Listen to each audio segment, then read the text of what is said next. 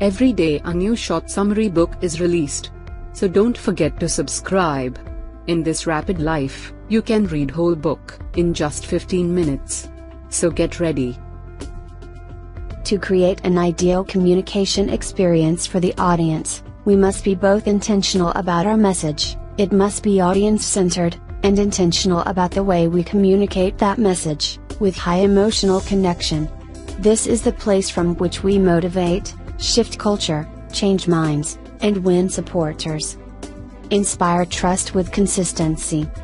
This means that when people listen to you speak, they are deciding whether or not to trust you, whether or not they like you, and whether or not they believe you. If there is congruence and agreement among the verbal, vocal, and visual content of your communication, your listeners will be more likely to trust you, like you, and believe what you say. Ben and Kelly share with us behaviors of trust, techniques to help earn your audience's trust.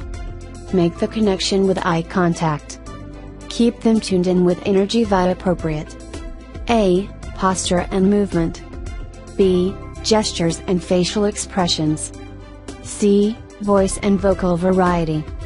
Boost your credibility with effective pausing. Further details on the above include how long to hold eye contact depending on how large your audience is, the recommended posture to take, and the many advantages of pausing. You also have to take into account the power of visual. If the 3 V's of communication, verbal, vocal, and visual, are not consistent, your audience will believe what they see and not what they hear. The power of the visual is so strong that your words will be totally forgotten if they're in any way inconsistent with what your audience sees. Connect emotionally with sharps. People crave emotional experiences.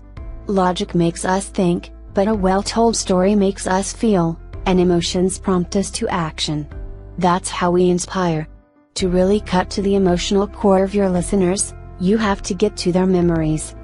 Sharps, a clever acronym for stories, humor, analogies, references, and pictures and visuals, is how to truly connect with your audience and to influence them to change your act. Although you don't have to use all of them in one speech, any one of them will get beyond your audience's information overload and distractions. As Ben and Kelly explain, sharps reach us on an emotional level, which engages our memories and helps your audience remember what you've said, instead of everything else vying for their attention. Below are some tips on how to make the S part of sharps, the stories, most effective. Begin with the end in mind. Make them care. Make the audience work for its meal. Make it personal. Regardless of our industry, title, or aspirations, we all communicate every day, several times a day. And even if we are not in the business of selling, we often have to influence others with our communication. Whether our audience is the boss we'd like to get a raise from, our peers that we're trying to convince to support our latest business case, or our child whom we'd like to get to bed without a fight, it all requires effective and influential communication. Ben and Kelly give us a literal communication roadmap, tips and tricks, and plenty of their own sharps to help us inspire with our words. The last part of their book lays out the Decker Grid, a system to help prepare for all common business communications.